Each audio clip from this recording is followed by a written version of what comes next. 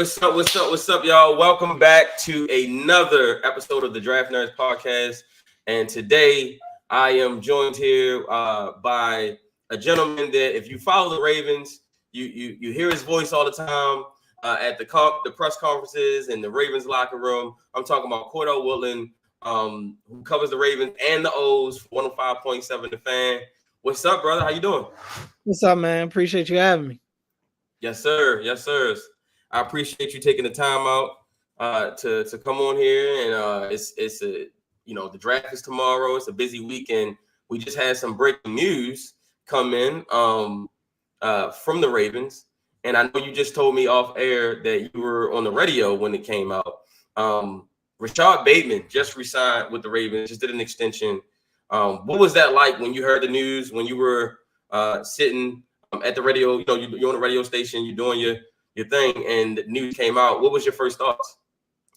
A little bit of surprise, because I feel like Bateman's time in Baltimore has been kind of weird since day one. Surprised, yeah, but also not surprised in the sense of that there's a new chapter, that there's a new level to this whole situation. And I mean, look, I think for the Ravens, I don't know the details of the deal yet. They haven't come out. I know the extension goes through 26, but yeah, you'd imagine it's probably a steal. I mean, Amon-Ra St. Brown just got an extension from the Lions earlier today. Wouldn't be shocked if that played a part. I don't think that, they saw the extension that Amon-Ra St. Brown got, and all of a sudden they picked up the phone and called Rashad Bateman and got that deal done. Like, these things take time. So I'm sure that they've been talking for a while now, and it's good to see. And look, Bateman's coming off of his healthiest season of his career to this point. Maybe not his most productive one, but definitely his healthiest one. And that was a huge roadblock for him to this point in his career, just being able to stay available for the Ravens. Right. So now you hope that he'll be able to not only stay available again this year, but now he'll be able to actually match some of that with some production once he and Lamar start to get on the same page, because I think that was the issue for them last year.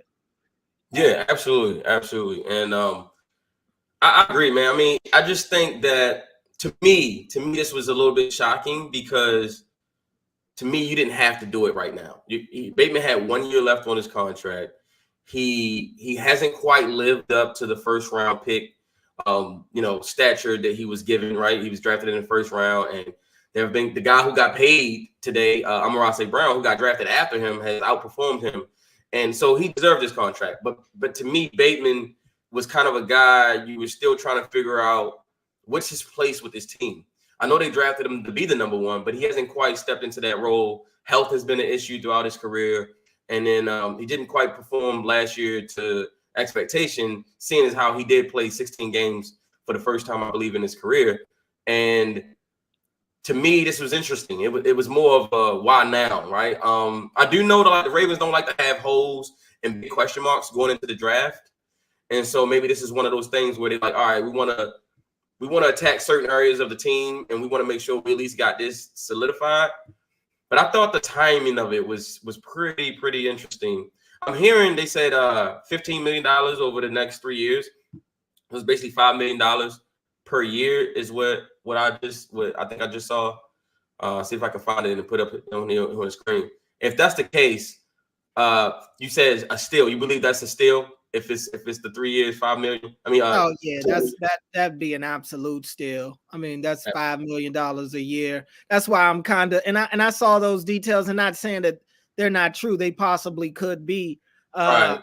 I'm just kind of just waiting to see, what it actually is. But if it is something of that nature, it wouldn't shock me, because if this deal is getting done right now, it's probably a friendly deal for the Ravens. I think that's definitely going to be the case.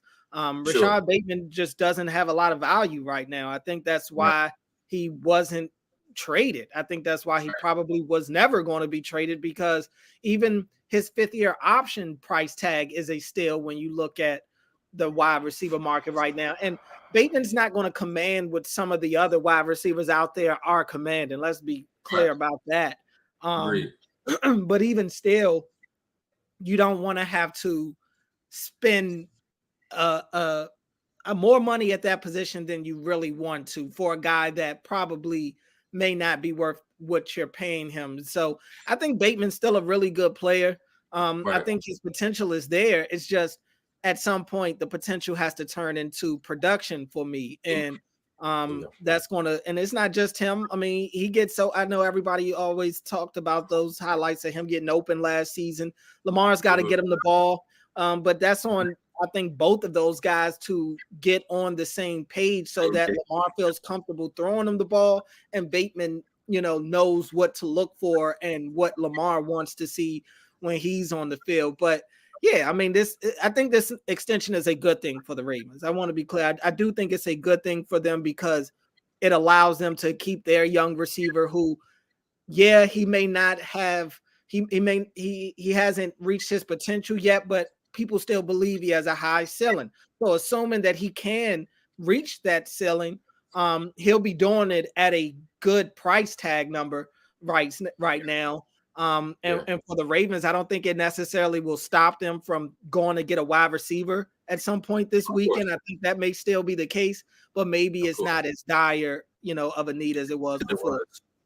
I agree 100%. I mean, because you got to think about it. When I see something like this, the first thing I think of is right player, right price, right? We know the motto. We know, how it goes. This has been something that goes back to the Ozzie Newsome days as GM, and even when Art Modell was the owner, it was always right player, right price.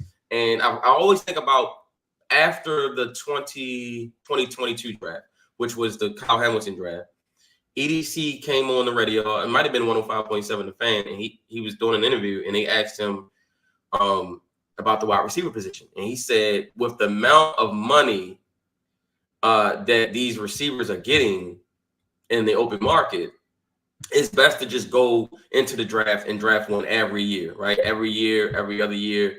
It's best to do it that way as opposed to having to overpay for receivers.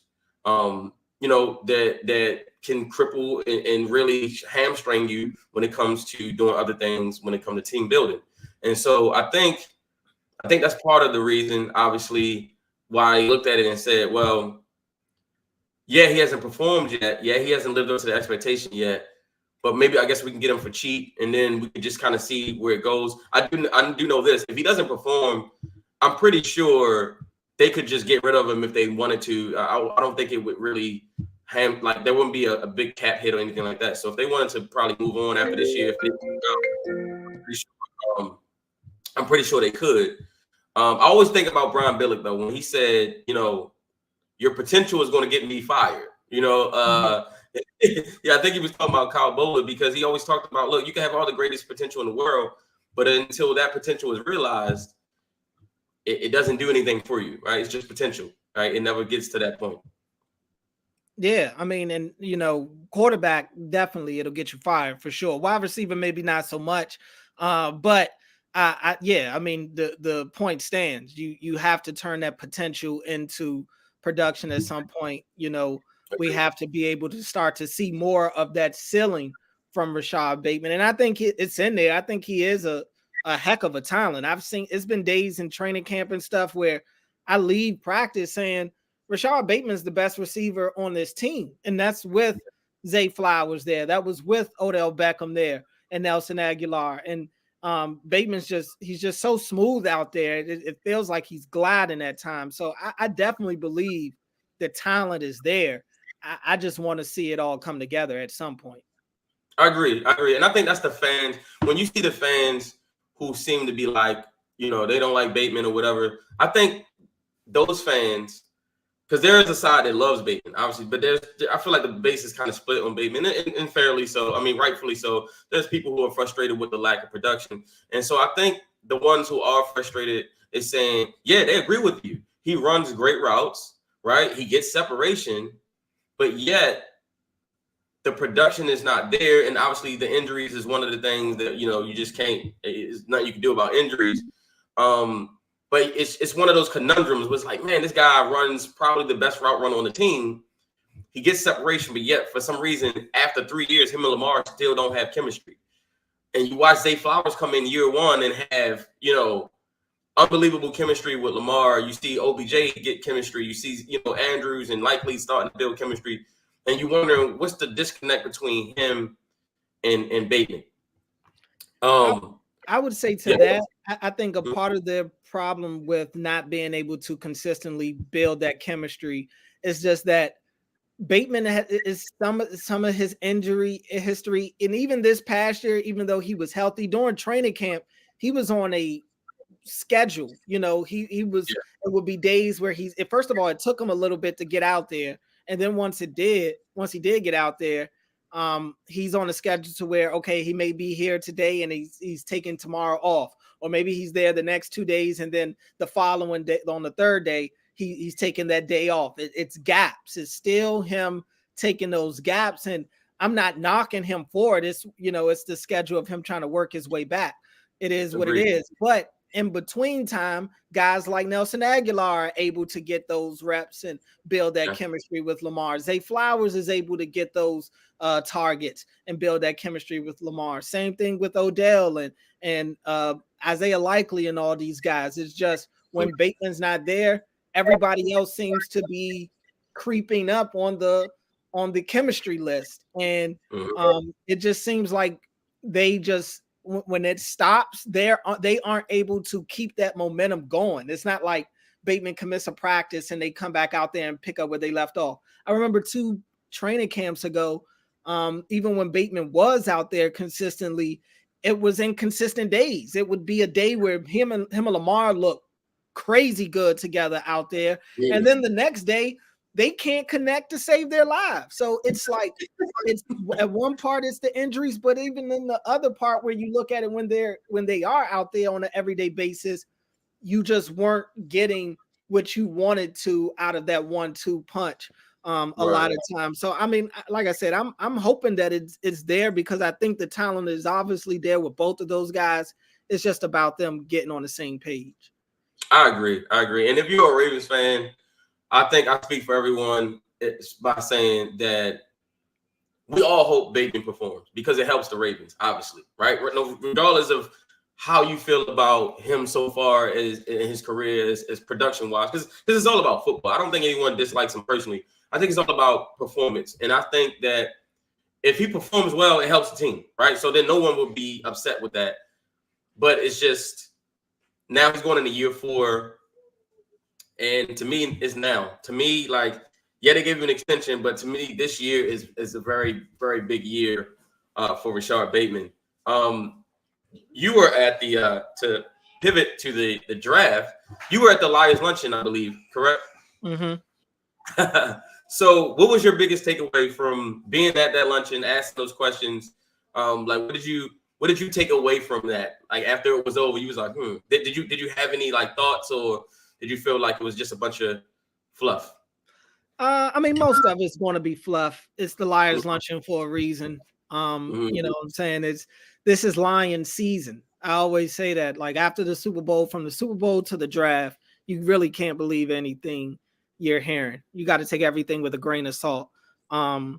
So I think the Ravens, their thing is they like to talk they like to talk in a cryptic way.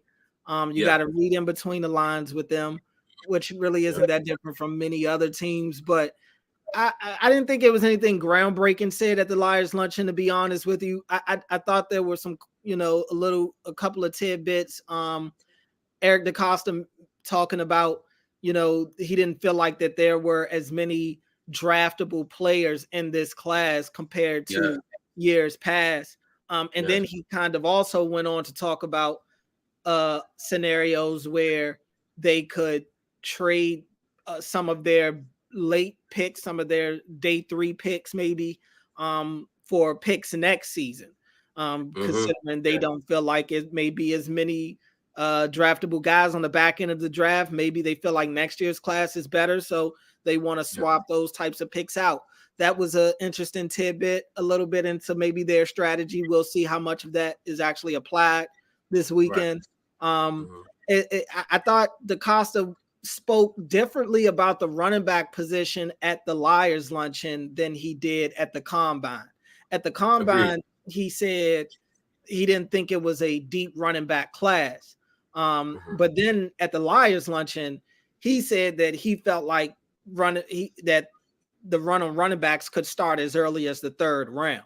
So that's kind of a little different. I mean, I guess, normally running backs start going in the second round. Even some of the really good ones that teams don't want to take in the first round, usually don't see them get out of the second round. So maybe in that sense, I guess he's saying it is a little bit of a step back. But I at least left that Liars luncheon. I came there with the idea that the Ravens maybe a look for a back on day 3, maybe some undrafted guys like with Keaton Mitchell.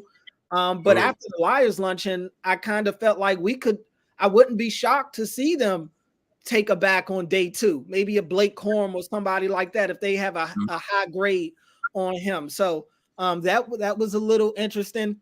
I did ask Eric DaCosta about Trenton Simpson in the inside linebacker position.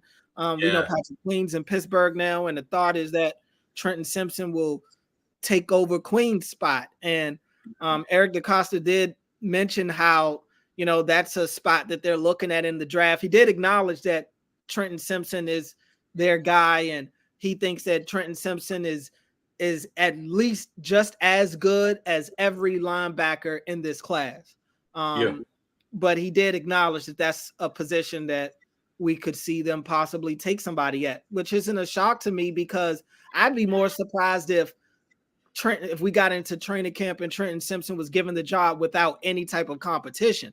That would be Yeah. more of a surprise to me. I do think they want to push him and motivate him in some sort of way, and competition does that better than anything else. So I Agreed. still think that we could see them bring in a young guy that maybe won't start, but somebody that's going to at least push Simpson in camp. Um, Yeah. Obviously the Bateman news today kind of changes a little bit Yeah. in terms of maybe what we think about the wide receiver position in the first round at least, but maybe it Right. doesn't. Maybe it Right. doesn't. Right. Maybe it's a smoke screen. Make you think they're not go receiver and then they still go receiver. I could see them like you get at 30 and obviously I think offensive line is still priority number 1 for them, but they have been a best player available type of team. And Mhm. I don't think that they're married to the idea that they have to take an offensive lineman in the first round. I think that they know that they're going to take multiple offensive linemen throughout the weekend. So I don't think that they feel like they have to necessarily reach for a guy on the back end of the first round that they feel like they could get equal type of talent, or somebody with maybe that not the same starting point, but maybe a higher ceiling later Mhm. on in the second round or something like that. I wouldn't be surprised by that. So if they want to take a wide receiver like AD Mitchell or Xavier Worthy or somebody like that and try to block the Chiefs from getting one of those dudes, I mean, it wouldn't surprise me. At this point, I think you got to kind of look at the Chiefs as a team that you have to treat as if they're in your division because they're Yep. clearly in your way. And so if you feel like it comes down to AD Mitchell and Xavier Worthy there, and there's some linemen, and I think cornerback is still in play. Like if Kool-Aid Yep. McKinstry does end up falling to them at 30, I don't Mm. think that they pass on him. I don't think they pass on him, but I just don't think that receiver is all of a sudden now with the Bateman signing, like absolutely a no-go in the first round. I still think that could be a possibility, and I still think them trading back is still a possibility as well. Okay. Yeah. So I remember the Lions luncheon, and walk with me here. Tell me if you picked up this as well.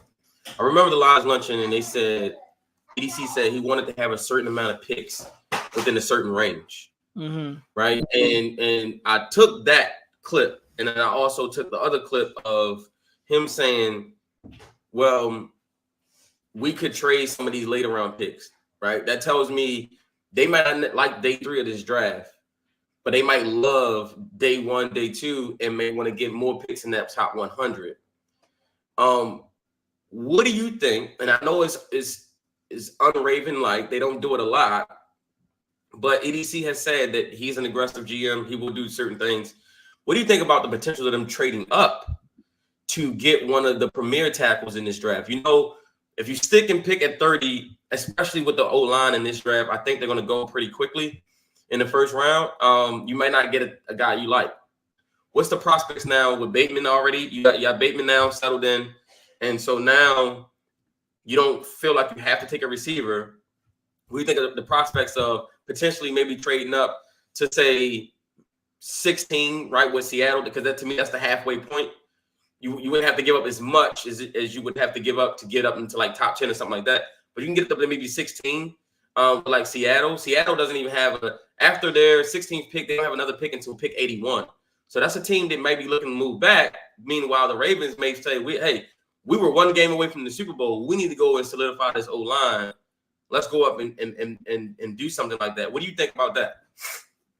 I mean, I think it's something that they would probably like to do, because I do think that the tackle, the run on the lineman is kind of going to maybe force their hand to go somewhere else besides offensive lineman in the first round, assuming they stay at 30. Agreed. I just don't know if they have the trade assets to be able to move up into the first half of the first round. That's my only concern. I mean, if you're talking about moving up, obviously you got to give up that 30th pick.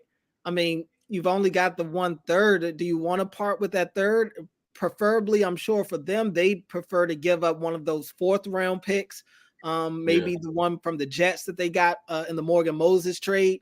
But I just think that it's I saw Daniel Jeremiah tweet out earlier today that he's been getting a lot of calls about teams looking to trade up for offensive linemen. If that is the case, we're now talking about the Ravens being in competition with other teams that are looking to move up just as much as they are, but these are teams that may have more trade value, you know. So that's the only second round pick. I think it would take pick 62. I think I kind of did some ideas, and so what it would take is they would obviously 30 and 16 would be a pick swap. Obviously, you don't count the picks after that. So they would have to give up pick 62, which is the second round pick, and possibly the 4th round, one of the 4th round picks to get up to 16. Now, mind you, Seattle doesn't have a second round pick. They go from 16, and their next pick is 81. So they would pick up 30 and 62.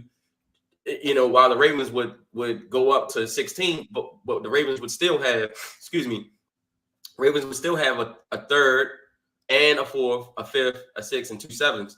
So they still have 5 more picks, even if they made that trade. I think it's something that I wouldn't count out. I just think that, to me, there's a handful of guys in this draft you got to go get, right? The names that jump to my mind is Troy Fautano from Washington, Talisi Fuaga from Oregon State. I love Graham Barton as well. He's a guard tackle. He can play center. He can pretty much do a lot of different things, and his versatility would be attractive to the Ravens. I don't think you will be able to get up high enough to get Olu Fashanu or Joe Alt, so won't mention him. And then Amarius Mims is another guy that I think you may have to go up and get. And you got to get ahead of Dallas. You got to get ahead of Miami. You got to get ahead of Pittsburgh, maybe even Cincinnati, to go and get a tackle. Seattle doesn't need a tackle. They got 2 young bookend tackles that they drafted in the 2022 draft. And so they could be open for business. And you know how it is in this game, man. It's about relationships. And you got to have a dance partner. And our boy Mike Mack is over there in Seattle. To me, that sounds like it could be something. If I was the Ravens, I would definitely pick up the phone just to call and see if that's something they could do. So while staying on the draft, in your opinion, where would you go? What do you think the Ravens should do at pick 30 or in the first round?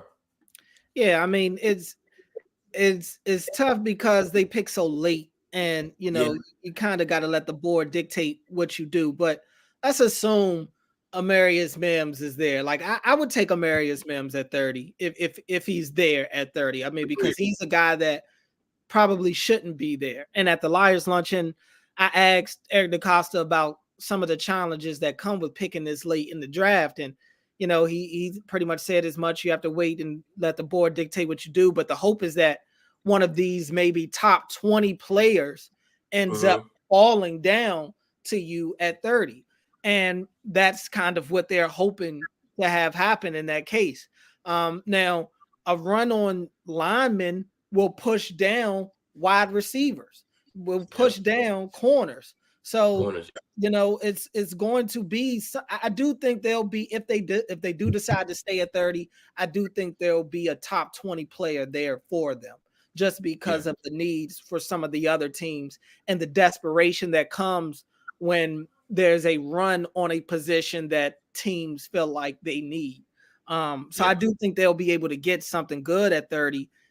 I'm a skill position guy, and I am of the mindset of, like, obviously offensive line is important. They've got 3 holes on the offensive line right now. Even if we want to include Andrew Voorhees for one of those guard spots, he's as good as a rookie right now. Like, we have no idea what this dude is going to be able to do. I definitely acknowledge that offensive line is the Ravens' primary need right now.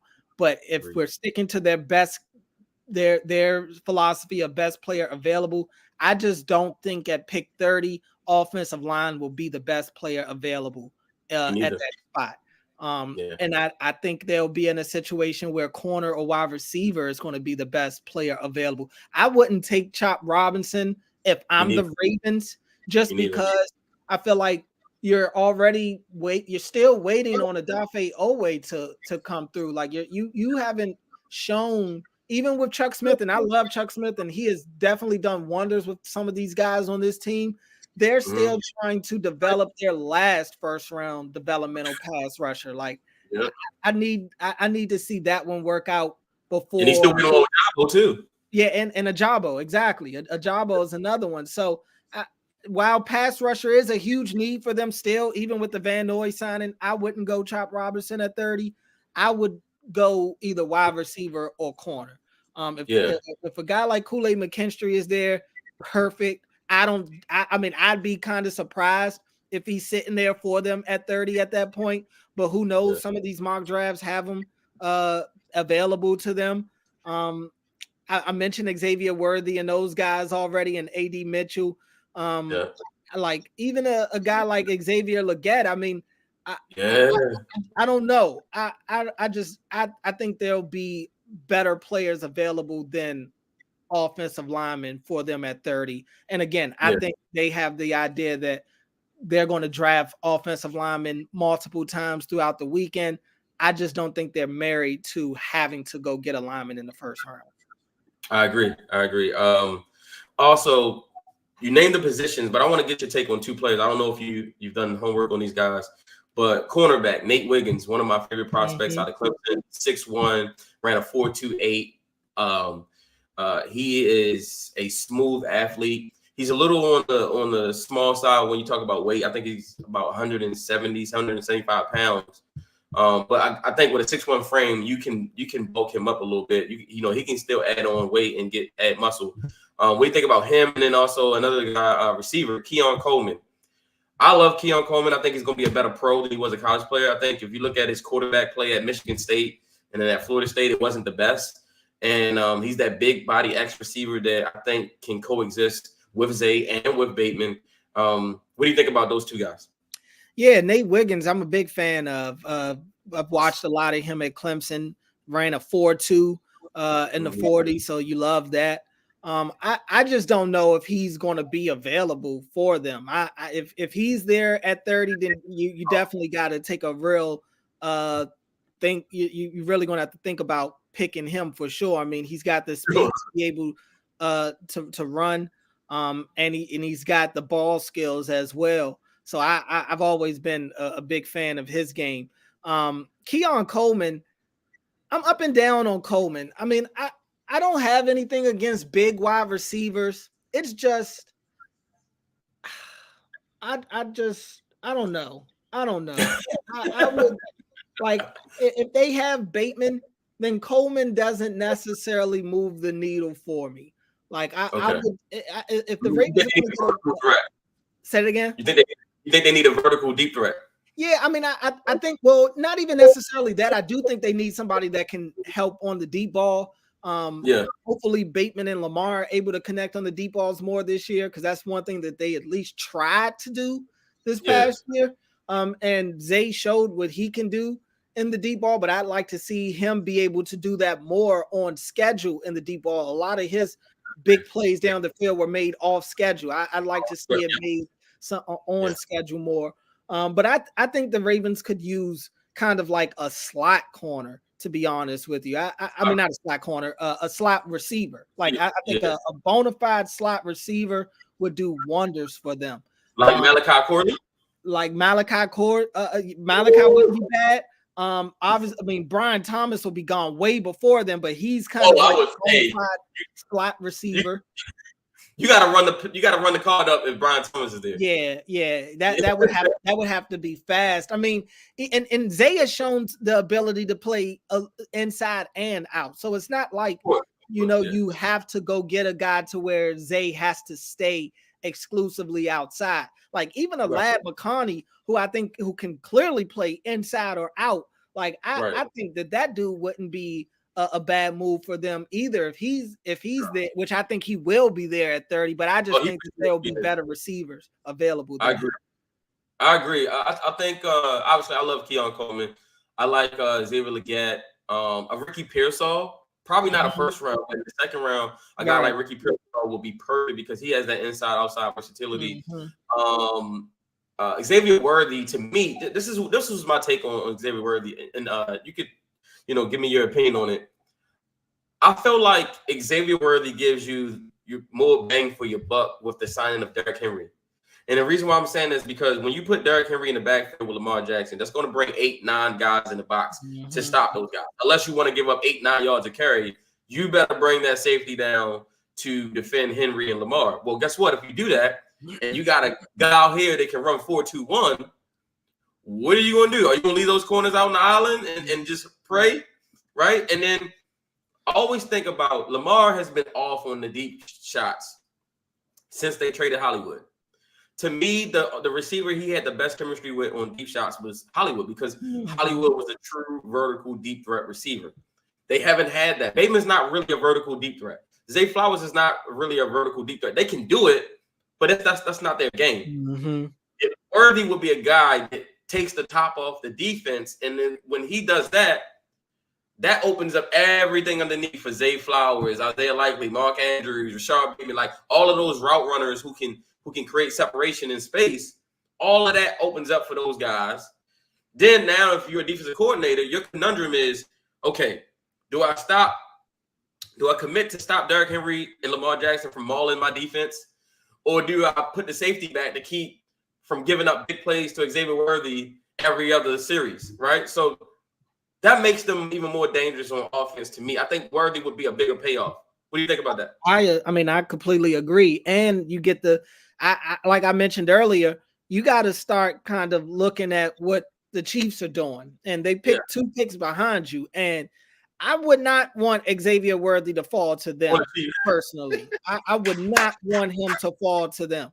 And so you kind of kill two birds with one stone by bringing him in. And now, I mean, you're talking about speed. I mean, we already see what Zay does and how shifty he is in the open field, and what Lamar is in the open field. And you talk about Worthy, and I agree. That was one of the big things I mentioned in general about the signing of Derrick Henry. It now sets up for wide receivers to get a lot of one-on-one matchups on the outside. The play action game should be a killer. The back to the defense play action game should be a killer for the Ravens this year. But for guys like Xavier Worthy, if he's there, I mean, and you've run some deep crosses with him and Zay, with Bateman kind of sneaking in, him and Mark Andrews underneath in the middle. I mean, I just don't know how you'd be able to stop it. That's why I'm really pushing that wide receiver could still be an option for them. It could be. A guy like Worthy's there, you have to at least give it some thought, because now you're talking about a Dolphins-esque type of speed to your offense now, where I think the Ravens will be able to run it better because, they just are more fit to last longer than the Dolphins are. I just think that if Xavier Worthy could definitely be like a monumental game changer for this offense, similar to what Zay Flowers was for them last year. Yeah. I agree with you 100% because I actually said it months ago. I said I would take Worthy just to keep the Chiefs from getting them. I mean, just being honest, just to keep them from getting them, I would take him. And then not only that, he can help your team as well. So, I mean, like you said, I felt like the Chiefs wanted Zay Flowers last year, and we kind of did that last year. We took Zay Flowers, and the Chiefs had to pivot, right? And to me, you can't let Worthy end up with the Chiefs, and they have Worthy and Hollywood. That becomes a nightmare to defend when you still got to worry about Travis Kelce. So, to me, I'd rather have the nightmare on our side. And if you get Worthy, and like you said, this Bateman resigning could be a smokescreen. You could say, hey, Buffalo, who's in front of us, we're not going to go wide receiver. We just paid our receiver. You don't have to worry about us. And then maybe they pass on the receiver or something, and the next thing you know, Worthy falls right into our lap, right? They do things like that. And I just feel like something's going to happen in this draft that we don't expect. When we went into the 2022 NFL draft, no one thought that the Ravens had any shot at getting Kyle Hamilton. He was a consensus top 5 pick that fell to 14 because of a slow 40 time and because of positional value, right? I think that a guy like Worthy would just be outstanding addition to this offense. We get a question here. Mamie Son says, what do you guys think of Cooper DeJean? I like Cooper DeJean. What's your opinion on him? Yeah, I don't have a problem with Cooper DeJean, and I've seen a couple of mock drafts that had the Ravens kind of slotted to him as well. I mean, corner is a big need for them, and I think he's a guy that is kind of like a fringe first rounder. Like, I wouldn't be shocked if he's not drafted in the first round, but I think if he is, it'll be in that range of where the Ravens are, somewhere in that 28 to 32 range. But he's a tough dude. I think he's one of their versatile guys, and the Ravens love these versatile defenders. And if there's somebody that can kind of help them with allowing them to still use Kyle Hamilton as a major chess piece the way that they have the last couple of years, I think they'll be intrigued by it. So I think Cooper DeJean is definitely a possibility. And look, we saw Bateman get his extension. I mean, it wouldn't shock me if Brandon Stevens got some sort of like minor extension here before the start of the season too. So that could be a part of their plans as well. But yeah, Cooper DeJean, I think, is definitely a guy that if they do like him, I think he'll be available for him at 30. Oh, for sure. And then he would just position. All I think about is positionless defense, right? That's what they want. They want guys they can line up in the slot, line up in safety, line up in corner. You never know where they bring blitzes from. And he would just be another chess piece. So I agree 100% with that. We mentioned these guys a couple times. So I got to ask you this. What do you think, in your opinion, what do the Ravens need to do to get over the hump, i.e. the Kansas City Chiefs? What do they have to do to get over that team and get to the Super Bowl? Well, I don't think it's necessarily about doing anything. I think that's kind of the mistake that a lot of teams make is they feel like they get so close and they feel like they have to do something to get over the hump. When in all actuality, in the Ravens case, I think they just need to be themselves. That they weren't themselves in the AFC Championship game. They tried to do everything but be themselves offensively. I think that they were good enough to win that game. They just weren't good enough on that day. I think the Ravens were the best team in the league last year. So I don't think it's necessary that they have to do anything. I think the move to Derrick Henry was more so kind of like a recommitment to the run game, which was necessary because they have abandoned the run game in the most important time of the year too many times, and it's cost them. But I think when it all comes down to is Kansas City is not some slouch. Like, this is a team, this is their 4th straight AFC Championship game. This is what they do. And I think 6 straight. Was it 6 straight AFC Championship game? Yep, since 2019. They've been in every AFC Championship game since 2018. Yeah. So I mean, Yeah. that's just mind blowing in itself. And I think it's something to be said about a team in the Ravens who, look, this is a lot of their first time going that far. Yeah. It's a difference. It's a difference. It's more Levels, right? media. It's more media availability. It's more eyes on you. It's everything is amplified. And they could say all week how nothing had changed and it's still the same. It's not the same. It's No, not it's the not. same. It's the same for Kansas City. I had to go in their locker room after the AFC Championship game, and Okay. you wouldn't have been able to tell that they were going back to the Super Bowl. It looked like they had just won a tough game in Baltimore in like week 12. But you didn't, no champagne pop, no over celebrating, no nothing. Like Business it as was usual. just another week. It was Yeah. another week for them. And I just think it's something to be said for a team that's been there and done that and understands what it's like to play in those high leverage type of games. And the Ravens panicked. I mean, they get down 2 possessions early and they're panicking.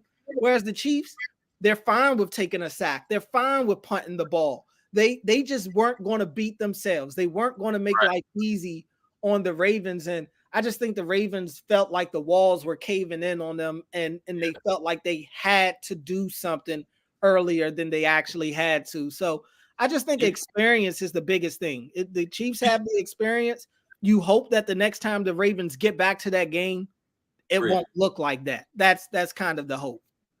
Well, it kind of reminds me of when New England had it, right? When they were dominant. It's like the New England Patriots this is what I remember. They would wait for you to make a mistake. They knew eventually you would make a mistake because they weren't going to beat themselves, right? Bill Belichick preached, everybody do their job, right? We are not going to beat ourselves. So if another team beats us, they're going to have to beat us, but we're not going to beat ourselves. But we know that the other team is going to make a mistake that's going to cost them. So we just got to wait for it. We just got to stay the course long enough. Take 3 yards here, 3 yards there, 5 yards here, kick a field goal here, punt here. But because we know eventually the quarterback going to throw a pick, they're going to fumble, they're going to have some penalties that's going to set them back. They're going to do something that implodes to our advantage, and we just got to be ready to pounce. When that happens, it feels like the Chiefs are very much operate in that same realm of we're just going to wait for you to make a mistake. And when you do, we're going to be there to capitalize. And you saw the game where it started off close. They go down, they score. Then we come back. Lamar, does his razzle dazzles. We throws it to the end zone. Zay Flowers, we got a top ball game. Then the next drive, right? Like the Chiefs, they go right back down the field. They score, right? And you see the frustration start to link in. You see the jarring back and forth with Kyle Hamilton and Travis Kelce. That's a head game that Kelce plays, and he knows that Kyle Hamilton is a young player, right? So you know that they got just that veteran, they just hard. They've been there before. It's just that familiarity. But let me ask you this: you were around the team leading into that game. Did you get a sense that they were tight? Did you get a sense that they were kind of making more of it than it really was? Or honestly, no. I thought they were pretty loose. Going into that game. I don't think it's anything that they did wrong throughout the week. I do agree with you. I think pregame they definitely let the Chiefs get in their head. I mean, right away the Justin Tucker stuff, and then Arthur Millette getting into it with their guys. The Chiefs won the mental battle before kickoff. And I just think game day. I think game day is when just something was weird. I had Morgan Moses on my show after he was traded to the Jets. And I asked him about the AFC Championship game, and he just said it was a weird game. He couldn't put his finger on it, but he could just tell that they were not the same team on that day. And I think that's just so frustrating, when you've been able to kind of curb stomp everybody you had played up until that point, really. And you get into that game, and look, I still thought the Ravens were the better team going into the game. I agree. And to not be able to go out there and capitalize on that opportunity and And for the explanation to be so simple is just simply we're not being ourselves. And you're there in real time as it's happening, and you just can't stop it. You're seeing crazy things happen that don't normally happen. I mean, the Zay issues, the penalty, and then he gets back in there, and then he fumbles at the goal line. It's just like, how? Like, what? It was just crazy. Some of the things that were going on. Kyle Hamilton gets beat by Travis Kelce early in the game on a play where Hamilton has got him as well covered as he could possibly do. And it's just a perfect pass to the front pylon. And Kelce, who's a Hall of Famer, makes a Hall of Fame type of play. It's just it's crazy. In that game, the team that makes the most plays while also not beating themselves is going to win. And the Ravens didn't make the plays, and they also beat themselves. It's a recipe for disaster. It is. So before we got here, I'll be remiss if I don't ask you this question. Straight up, is John Harbaugh the coach to get this team over the hump? Is he the coach? Is he the right person, the right man to get the Ravens their third Super Bowl? In your opinion? I think he could be. I think he could be. I think it's tough for me to say that he can't when he's already won a Super Bowl. Granted, it's with a different group and borderline a different era. Borderline. But you ain't got Ray Wilson in no more. Yeah, I mean it's a lot of changes. And look, they had the best record in the league this year. They were the best team in the league this year. That in itself, to be able to host an AFC Championship game, I do think John could get it done. Now, will he get it done is a different question. And even that, I don't know the answer to, but I just look around. The reason I asked that question is because fans are like, we've seen it over and over and over again, right? 2019, they 14-2. They was the best team in the league, had the best record, and they went into that game against the Titans, and they pretty much did the same thing they did against the Chiefs.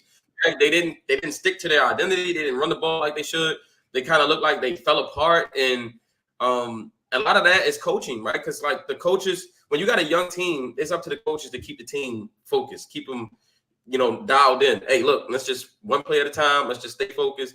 Let's stay out. Let's do what we do, right? And to me, over the last 5 years, when the moment has gotten the biggest, the Ravens have veered away from doing what they do, which I think is why it's so frustrating for fans, for people who cover the team, is that, bro, you were the most dominant running team in the entire league, and then you get to the AFC Championship game and the running backs get 6 carries. Nah, I mean, and that's inexcusable. There's no way around that. You have to have some sort of balance. You can't go one-dimensional against a team that good, a defense that good on that stage. But I would also say this. I said this on my show before. I just think the Ravens are bad front runners. They're bad front runners. They don't do well when it's expected for them to do well. You mentioned the 19 season, and we just saw what happened this season. I just think and Lamar and these guys have said it themselves, like they are at their best when nobody's talking about them and when people are doubting them.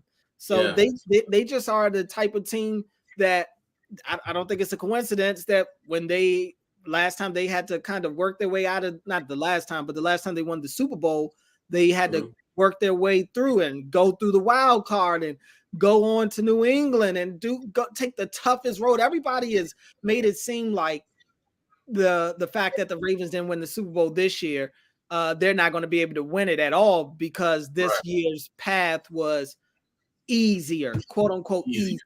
And I say, like, the Chiefs just won it and they had a tough road to getting it done. So I just think they're our team, and the Chiefs look like they were extra motivated when the playoffs hit. They look like they had woken up, and I think it's because they felt challenged to have to go to Buffalo, to have to go to Baltimore, to then have to beat the Niners, who is more talented than they are as well, and to beat that Dolphins team in the wild card. I just think that a team like the Ravens, they do better. They do better when they're challenged, when the road doesn't look I felt like Mahomes and Kelsey really embraced the villain role last year. When the playoffs started, it was all this talk of, well, Mahomes never had to play a road playoff game, right? They never had to play a playoff game away from Arrowhead. And so they rallied around that, right? They rallied around that whole, they don't think we could, they think we can only win at Arrowhead, right? And so it became the naysayers versus us. And, and they really embraced it, and you saw what happened. So, hey, man, I think the Ravens were the better team. Like you said, I think if they play that game 5 times, the Ravens probably win it 3 times. But we all know with the NFL playoffs, it's one and done. It's not a 5-game series. It's not a 7-game series. It's one game. And even if you are the best team or the better team on paper, if you don't bring it that day, you go home. So it's exciting time right now for the Ravens, though. Like, we got the draft tomorrow. And the news just broke. Obviously, Rashad Bateman he'll be back for another 2 to 3 years. And now we get a fresh crop of new Ravens to come in. I don't think the offseason is over. That's something else EDC mentioned, that there's still moves to be made, and there's still quite a bit of talent on the open market right now in free agency. There's still some big names out there that I think could be had. Before we get out here, give me 1 or 2 moves you think they can make after the draft, and then I want to get into what you got planned this weekend for the draft. Yeah, I mean, in terms of after the draft, the Ravens have kind of made a living the last few years of signing some of these veteran pass rushers or veteran DBs after the draft, in between that time of mini camp and training camp and stuff. So wouldn't be surprised to see them go that route again. It's still some veteran pass rushers out there that maybe they could take a shot on.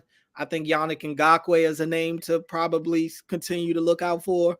I would say Xavier Howard as a veteran corner that maybe they want to take a shot on him, see how healthy he is. I saw a report today that looks like he's ready to get back to doing football activity soon. So maybe he's a guy. What about a guy like Mekhi Becton, the tackle from the Jets? He had his best season last year. I think he's only like 25 years old, so he's still very young.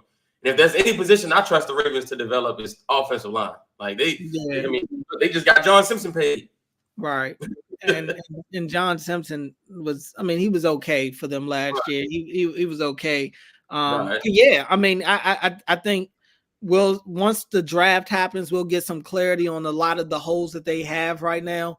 And see how many offensive linemen they do draft, see how many wide receivers and corners that they do draft. And I think that'll play a big part, but I definitely think edge rusher is still a move that they're going to probably look to take care of with one of these veteran guys off the street. I agree 100%. Well, thanks, Cordell. I appreciate you so much, bro. Hey, big weekend. Tell us what you got going on. Where can people follow you and see and check out some of your stuff? What's your plan? Are you going to a draft party? Like, what you got going on this weekend? Yeah, Thursday night, I'll actually be hosting a pre-draft show with Rita Hubbard, my co-host of the One and Drive podcast. Her and Glenn Clark, they do their show together on 105.7 The Fan. So they're putting all 3 of us together for the pre-draft show. So that'll be cool. I'll be on with them starting at 6 o'clock tomorrow night before I head out to the castle around 7-ish. Something like that to prepare for the draft. So I'll be at the castle for most of the weekend. I'll be there tomorrow. I'll be there Friday night as well. I'll be out at Camden Yards a little bit during the day for the Orioles. They're back in town against the A's this weekend. Shout out to the O's. For sure. So I'll be out there before going out to the castle Friday night. So a lot of draft stuff for me this weekend. Yeah. Busy, man. Look, if you're not following Cordell, I really don't know what you're doing. Like, there's no way you're a Ravens fan, you don't follow this man. He's always asking the questions that we want to know as fans, and then you want to know. And he keeps us up, man. Make sure we know what we need to know, and we appreciate the work that you do, brother. You're doing a great job. Keep doing what you're doing. And I'm having a draft show tomorrow. We're gonna be live streaming all day. So if you got some time, man, feel free to stop by and talk some draft with us. And again, we appreciate your time here. And go Ravens, man. Until then, y'all, thank y'all for being with us today, watching the show, supporting the show. I appreciate you guys. We're gonna keep rocking, and as long as you guys keep rolling. And until next time, peace.